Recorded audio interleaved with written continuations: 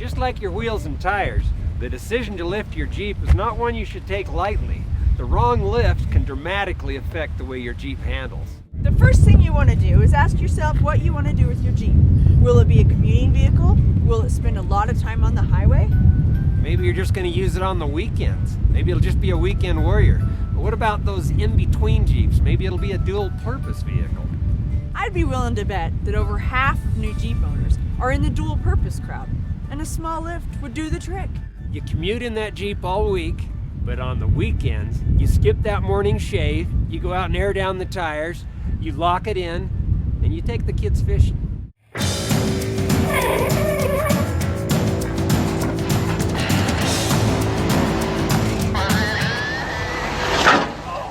You know, opinions are a low-cost commodity, and everyone is equipped with one and willing to share. No kidding, Dennis. At TeraFlex, we have a butt for every seat. Yeah, that's right, Jen. We do have several qualified individuals willing to express their opinions. Most people think that the higher they go, the better the lift. That they need the higher ground clearance to clear bigger tires, to four-wheel better. Well, I've always thought just pretty much the opposite of that. The lower you go, the lower you stay, the more stable the Jeep. I usually go with the 2.5 to 3 inch lift. Originally I liked the 3-inch kits with 35s combination, but after I saw our first JK that TeraFlex had built with 4-inch kit and 37s, I knew that's what I had to go with. I think I will always have 40-inch tires. What's it going to take to clear that 40-inch tire? It's going to take a 6-inch lift, you know, LCG, of course, our long arm kit. Of course, that's what I did. Basically, your tire size and your lift kit, they kind of go hand in hand. You know, you either choose what tire you want to run, and then you base your lift height off of that. When you look at the numbers, you're probably not spending 10 out of every 1,000 miles on the trail. And so you really want a Jeep that you can drive around town, you can use it, your wife can drive it, you can take it on vacation, it's stable on the road, but at the same time you can go out to Moab and have a lot of fun in. A lot of these Jeeps are actually a second car to people, or maybe even their first car, and you know, especially if you're having a family that's climbing in and out of them all the time. You know, with the 4 doors, you're seeing more and more families using them, and it's just a lot nicer situation to be able to get in and out of them. Woohoo! You did it! Good job! The big advantage of a budget boost is you're able to get a larger tire without a lot of expense. Because a budget boost is just a spring spacer, you still use your factory springs, and you're still using your factory spring rate. So luckily with the JK, they give us a lot bigger openings. So, you know, with a 2.5-inch budget boost, we're able to run up to a 35-inch tire. And it all depends on what type of trail that you want to run. When you start running a little bit harder trails, you're going to have a hard time with some obstacles. You're going to not have as much ground clearance. Your breakover angle is going to be less. Your approach angle and your departure angle is going to be less. So you want to be sure that you're tall enough that you clear that, otherwise you're going to drag. And it just depends, you know, maybe you've got, you're okay with dragging because you've got heavy duty rockers and you've got heavy duty skid plates, but that will keep you from getting body damage, but you can still get hung up. Now the spring lift is, you know, that has its advantage because now it's not a spacer, so now you have more spring. One of the things we're able to do because we're doing a spring is we can add a little bit more spring rate, and so that will help you, you know, if you're running like a winch in the front or a spare, you know, a heavier spare tire in the back, it'll help you not be affected by the weight as much. The thing is when you're adding a budget boost, you're just adding a spacer block. But when you're adding spring, you're actually adding active coils. And so that's going to give you suspension movement. You've got more spring travel with that. The spring lift benefits also include additional lift in the front to get rid of that nose-low factory rake. So if you're a weekend warrior out to do some fishing, or maybe some light trail use, but still need to get the kids to football, the budget boost or spring lift is probably all you need. That's going to get you where you want to go. It's going to allow you to run a little bit bigger tire, and it's going to give you a great ride. But if you decide to go big, you're going to need a lift with some adjustability to correct geometry and to save your driveline from a short and painful life. So if you want to be a man, you have to pay to play. Bigger lifts require more components and added costs. We have a kit that only includes 4 arms, where we include front lowers, and what those front lowers allow you to do is they allow you to lengthen that front lower, and that's going to get your caster back. And there's 2 things that you're playing with, though. It's caster and pinion angle. So you've got to compromise between the 2, because the angle between your pinion and your caster is fixed, because it's a solid axle. You know, if you look at that drive line at the axle housing, as you drop that down, as you lift, so as you're lifting it, it's becoming steeper. And what you want to do is you want to make sure that drive line's pointed right at your transfer case, so that you can reduce drive line vibration and reduce basically the strain on the U-joint. The rear is doing the same thing, but the rear, there's no caster in the rear. So the rear, what you're doing is you're adjusting your drive line angle.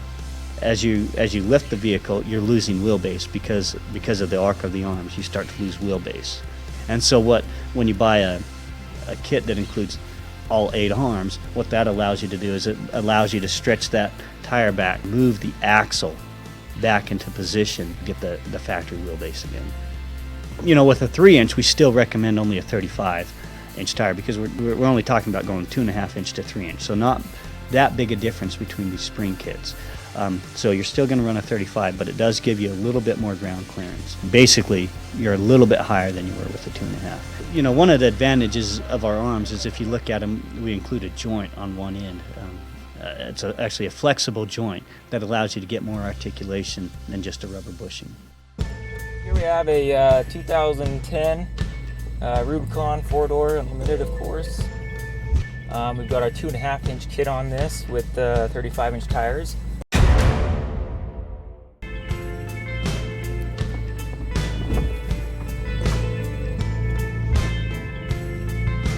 I hear the hitch dragging, but that's it.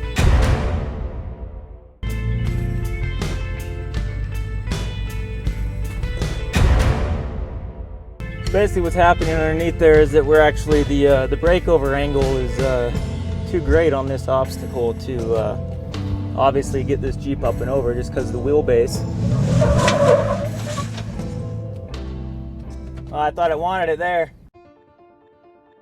A 2-door JK with the same 2.5-inch spring lift would have easily cleared that obstacle, just because of the wheelbase difference. Wheelbase length can work for you as well as against you.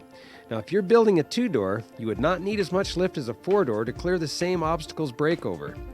However, a longer 4-door wheelbase will shine on that steep incline. Yeah, it's a wheelbase thing. We take the good with the bad. Really, the way you want to build your rig is you want to figure out, what I want to do, what I want to be able to do, trails I want to do, the ease I want to do it with, and then that's how you outfit your vehicle. All right, so you've had pretty much a full day on the trail. What do you think? I have to say, it's nice. I mean, driving it stock is nice, but I know I'm gonna lift it. And I've done a ton of research. And there's a couple of looks I like. I like the big burly looks. Yeah, don't we all? But, with my budget, I'm thinking a 35 tire. But I don't want a 35 tire. I want at least a 37, but I'm not sure what that entails. You can run a 37-inch tire and on a 3-inch lift. With a 37-inch tire, we need to be able to move that tire back and forth in the fender well. So if you got a fender well, that tire has to be in the center of it so it can go up and down and not rub. And you're saying with a 3-inch lift, I can actually adjust that? As long as you got the adjustable arms. There's one more option we could do to make it work a little easier, and that's to throw a 1-inch body lift at it. Now wait a minute, is that what I think it is? Is that the, well, I don't want to look like a Suzuki Samurai. Yeah, body lifts get a bad rap, all right? 1 inch, I'm talking 1 inch. Do a 3-inch lift, we can run these stock drive lines. That's gonna save you a ton of money, $1,000, for drive lines. For a set of drive lines. So you're basically telling me that I can take the money that I would invest in a drive line, put it towards, say, like, towards the tires, or... Yeah, there you go. There you go. Well, that makes the wife happy. Yeah. Yeah, that's good. You save some money on the lift. We still got your big tires, so it's going to look good, and you will love the difference. I think you can do a lot of stuff with the small lifts. It's just that those don't fit my personality or what I or what I want out of a JK. The small lifts has a lot of advantages with, better gas mileage. They're easier to get into. But the problem with those is that they're, in my opinion, they're more plain looking. They get more lost in the crowd. I like a vehicle that kind of stands out. I like a vehicle that's got some personality to it. Well, there's a lot to be said about ego. Yeah, you're right about that. And there's nothing wrong with it. If you like the stance of a Jeep with a taller lift, it's your Jeep. It's your Jeep. Do what you want with it. A lot more geometry issues when you go taller. So.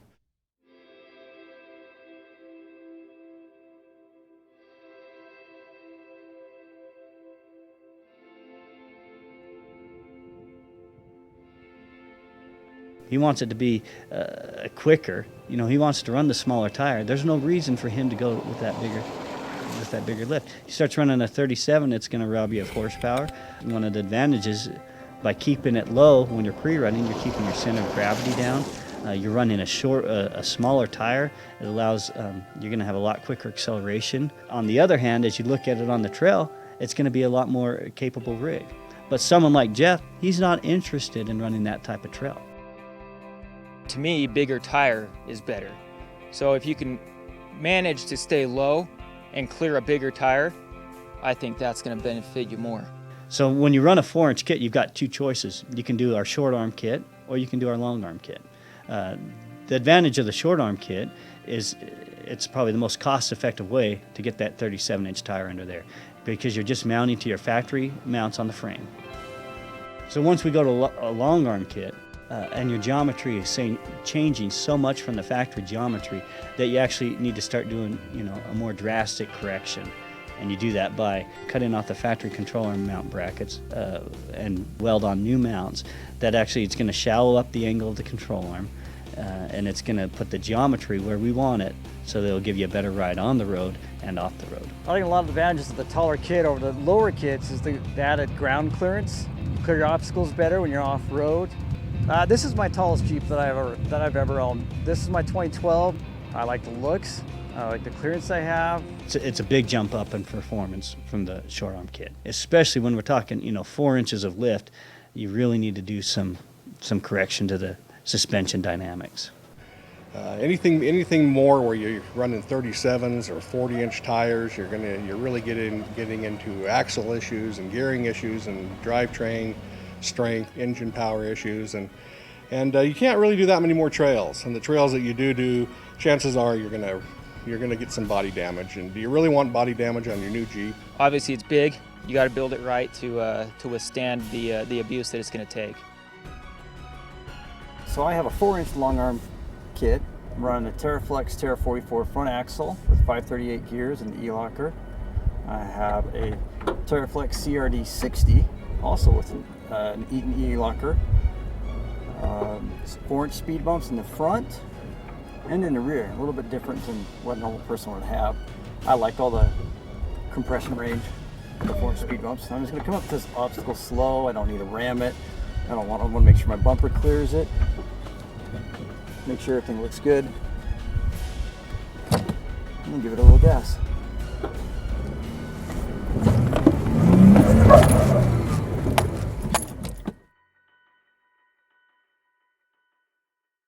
Four to six is the same way. You're going to be running a bigger tire if you're running a 6-inch lift. You're going to be running a 38. So on the trail, you're going to have a lot easier time going around and up and over obstacles. You go to 37s and 38s, you've got to do something to your gearing. So that means you're changing your ring pinion front and rear. You got to gear it down in order to compensate for that bigger tire. You can run the stock axle with just new gearing. The problem is what that tire's doing, that bigger diameter tire, it's giving you more leverage to brake that axle. The other thing that happens is with the taller lift, you're having a lot more air pass underneath the vehicle. There's a lot of things hanging down. It's not a nice, smooth transition for that air, so there's a lot of turbulence. There's going to be a lot more drag underneath the vehicle. The more drag, that's the more air is trying to slow you down, the less fuel efficient your vehicle is going to be. I didn't buy a Jeep for gas mileage, but this new 3.6 liter, I'm actually getting 16.8 miles to the gallon with 60 axles.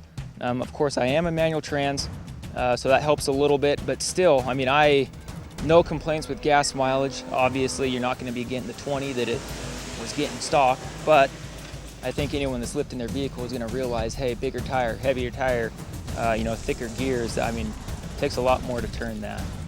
The practical reason for a bigger lift is all found on the trails. When you come up to something, you're going to have a lot steeper approach angle. So your tires are going to start hitting that rock ledge first, and with that bigger tire is going to give you more leverage to be able to get up and start moving up the face of that rock.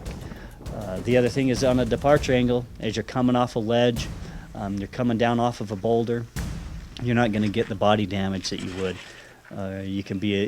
You can drive a little less carefully, or do things that other vehicles can't, because you can go ahead and allow that back end to come down because it's not going to hit because you're so tall. The other thing that happens is as you have rocks come up under the belly, you can go ahead and straddle a lot bigger rock. I have had Jeeps with the Hemis and 5 inches of lift and the 60 axles, and they're good. That's fun. They're a lot of fun. But for the actual utility and being a grocery getter at the same time and being able to take it around town all day, the 2.5 to 3 inch lift on a JK is much more manageable for everyday use. It's just a lot better situation. I like to go fast in between obstacles, and I like to be able to get to an obstacle and choose if I want to go slow or if I want to fly up it. To me, the 4-inch kit is the best mid-range kit there is. I mean, it is very smooth. Bumps, nothing, no death wobble, no nothing. I mean, it is just extremely smooth, and I'm extremely happy with the setup that I have. There's some great companies out there that make some great lifts.